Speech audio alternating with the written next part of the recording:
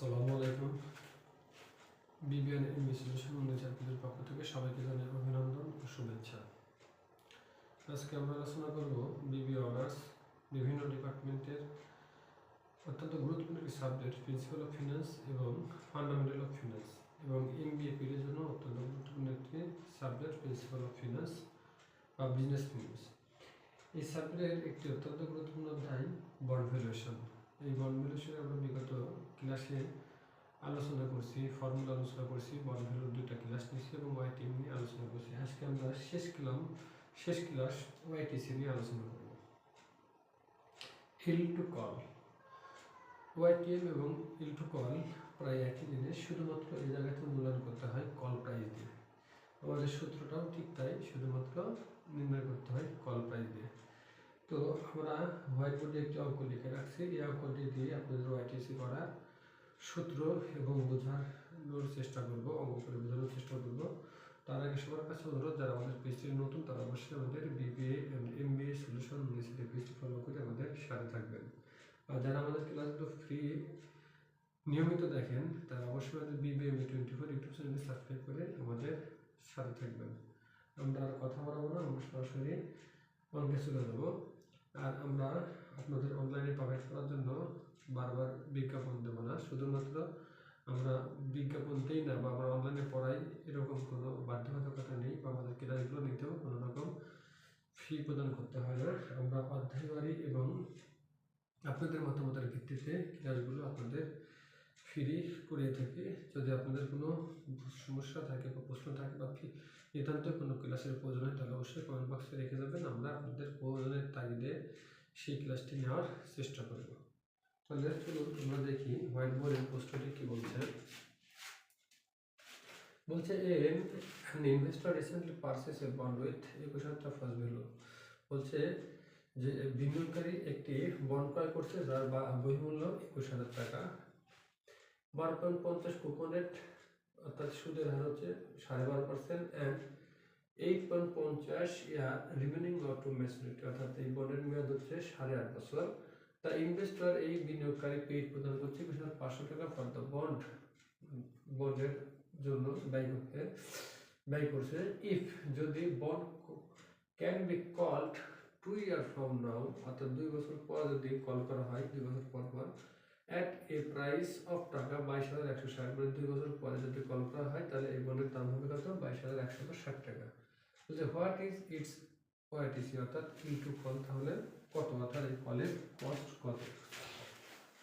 এখন আমরা ওয়াইটিসি সূত্র সমূহ জানি।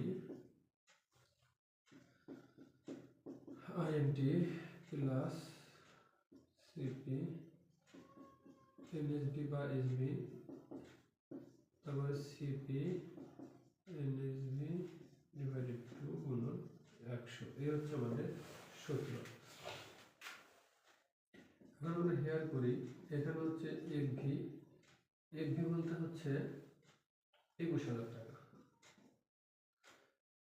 আচ্ছা, এখন আমরা ইন্টারেস্ট যদি কাটি তাহলে 21,000 টাকার উপরে 12.5%, তাহলে সুদ হবে হচ্ছে 12.5% হলে সুদ হবে হচ্ছে 2,625 এবং এনএসবি আমাদের এখানে কাজ নাই, তবু আমরা এখানে লিখি, কাজ আছে 21,500 এবং কল প্রাইস হচ্ছে 22,160, এন 8.5 বছর, আর এখানে আমাদের ওজন কিছু নাই, আমরা এখন নির্ণয় করব ওয়াইটিসি। তো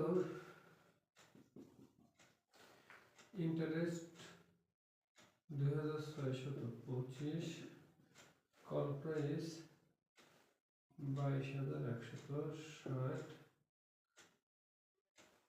আর 21,500 8.5 বছর 22,160 21,500 ভাগ 2।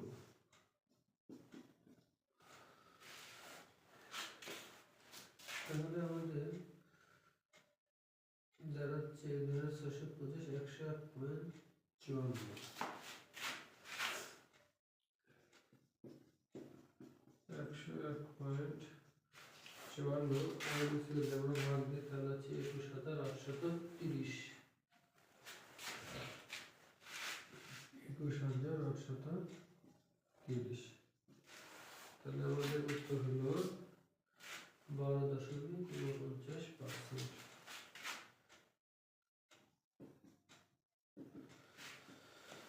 আমাদের কাছে ক্যালকুলেটর না থাকার কারণে আমাদের বইয়ের সমাধানে বারবার ফলো করতে হচ্ছিল। যাই হোক, এই হচ্ছে আমাদের ওয়াইটিসির অঙ্ক।